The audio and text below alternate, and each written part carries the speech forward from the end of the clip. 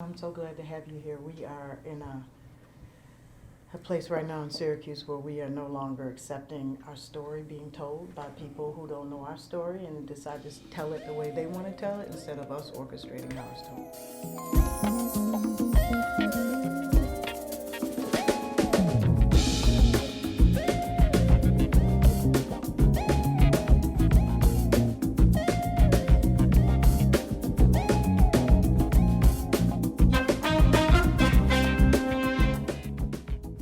Sharon Owens. Who is she? Sharon Owens, first and foremost, I'm a child of God. Everything I do, everything I am is due to my faith in the Lord. I'm a wife of 28 years. I am the mother of two children, Simone, who's 28, and Isaac, who is 18. And the 10 years apart from the both of them is God's sense of humor. I didn't realize Simone was 10 years older than her brother. 10 years older, yeah. Mm-hmm. And I am the deputy mayor of the city of Syracuse. I'm honored to be asked to be part of this series. Yeah. It is so important, and we're in a point in Syracuse where we have decided that our stories need to be told the way we want them told. Too many times general media tells a story that gets the clicks or gets the TV play or the radio play, and that may not necessarily, and most times it is not our story. Right. So these opportunities are critical so that the multi-layeredness of who we are appears through the highlight of whatever the story is at that time. Right. So thank you. Thank you for coming. Because I was like, I can't ask Sharon Owens to do this. She's deputy mayor. And then I was like, well, maybe I can. It was interesting you say that, because people walk up and they'll say, Deputy Mayor Owens, and I'll say, Sharon, because you knew me before I got that title. Right. And so people remind me that title is not just for you. And so Right. you need to allow us to say and call you that. Right. And so I said, okay. Right.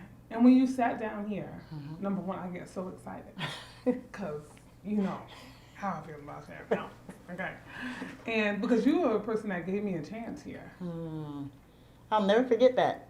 Never forget that. I'm at the community center. I think it was the first year. I might have been there a few months. Right. And all of a sudden this very tall, beautiful woman walks in the door, and it was just something different about you. You walked in and you said, somebody told me to find Sharon Owens, and I immediately say, uh-oh, what did I do? Because I'm always that did something person. Right. And you just said that you were in our town and you were looking for an opportunity, and I said, I think I have one. Right. Yep. Yep. And we grew together in it. And I know. And listen, people will say, like, oh my God. And I was like, but if somebody hadn't given me a chance here, I don't know that I'd be a part of grade 8. I don't know that I would have, because I had to find something. Right. My sublease was running out. Like, I needed a job desperately. See, I didn't know any of that. Right? You didn't know any of that. No. You just, Right. and I didn't tell that in my interview either. Right?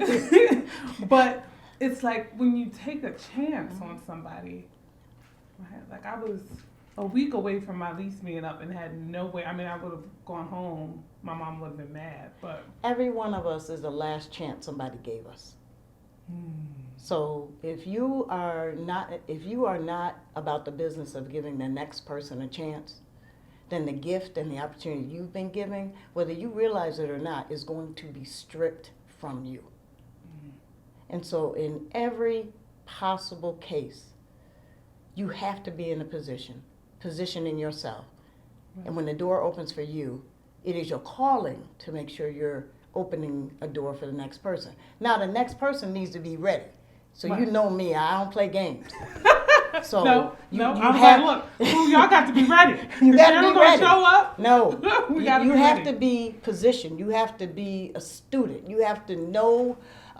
You may not have to know the ins and outs of the exact thing you're coming into, but you have to show the passion that you want it. And you just don't want it for yourself. You want to be able to pass on the torch. Absolutely. And that's what's important.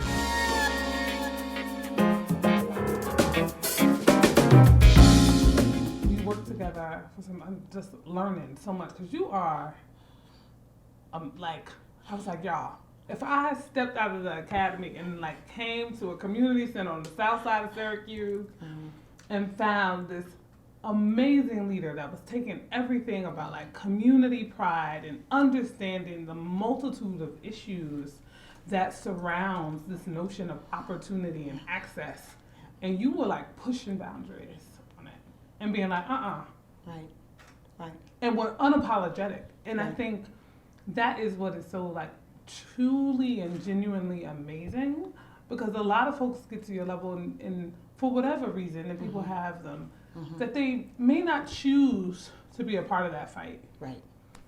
You have to understand, I think I had a conversation with another young woman like yourself, and the passion in her was, this is what's right. You study the theory behind things, but sometimes it just comes down to the fact that some things are just the right thing to do. And the right thing to do in her mind was people need to follow this course. And I sat with her and I said, all you can do is give the information. And at that point, grown people have to make a decision for themselves. And if the decision doesn't line up with you, that's what makes us all very unique. And that's what makes us, this world so complex, is that we always don't agree with each other on how to do it. Innately, in the pit of my stomach, I believe we all want the right things, but we just don't always agree on the right way to get there. Right. And so to me, it's, what is the end road? What is the end result? Because while I may be very passionate in the way that I want to go and do it, doesn't mean that's the right way. Right. Even though I'm going to do it to the end until I see for myself that it might not be the right way. Right.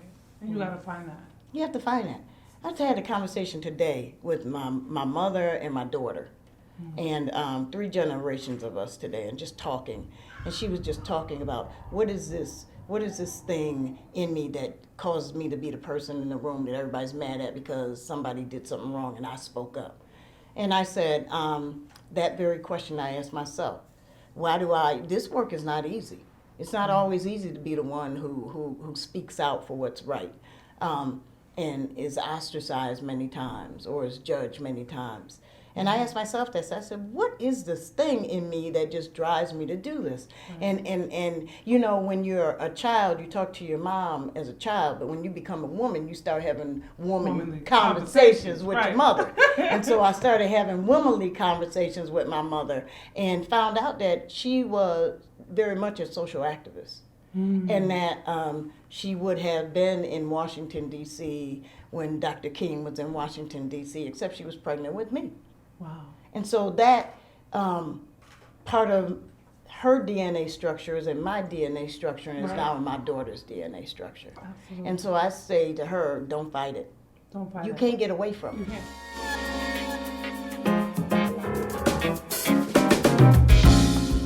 As the first African American and the first African American woman, deputy mayor of Syracuse. Yep. And I understand everything that means in what you just said. Woman. African American. This community has had multiple women in high, powerful places. So that is not new. No. But the wonderful thing I'm seeing with women in our community of color in position, not just titles, but titles of decision making, titles of government and policy making, titles that determine how budgeting is determined and money is spent, and to who it goes to, is in the control for the first time that I know by women of color. Yeah. And we are embracing every bit of it. And the complexity and the struggle that comes with it. Right. That many times in those rooms, you are the only voice. You are the only voice. You are the only voice. You have experienced in rooms with me, and I remember you came to me and was like, Sharon, I'm so glad you invited me to this meeting. I was like, because you're supposed to be there. Right. That wasn't a favor. That wasn't any, hooking you up. You're supposed to be in there. Right. Right. And I also hold people accountable because what we're not going to be are tokens. No.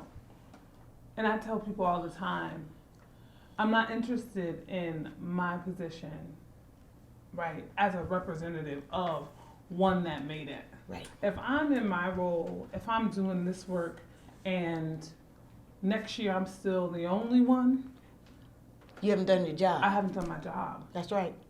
I haven't done my job. If I haven't leveraged the resources that I have at my disposal to bring someone with me, then I haven't done my job. You got to pay it forward. Absolutely. I realized this year more than anything, there's a way we address innately, culturally, address one another, particularly women, that when you get to a place of eldership, Miss goes before your name. Right. And that happened to me all of a sudden, and someone called me up and said, Miss Sharon, I really need to talk to you. Women in professional roles, and how do I maneuver through the situation? So Miss Sharon helped me, and I had a revelation moment that I was like, she just called me Miss Sharon. You become Miss Sharon. So that, I don't take that for light. I don't take that lightly, and the importance behind all of a sudden stepping into a place of eldership is important. Because every word I say, everything I do, every gesture and decision I made is being watched by young professional women who are looking to strive in their own walk.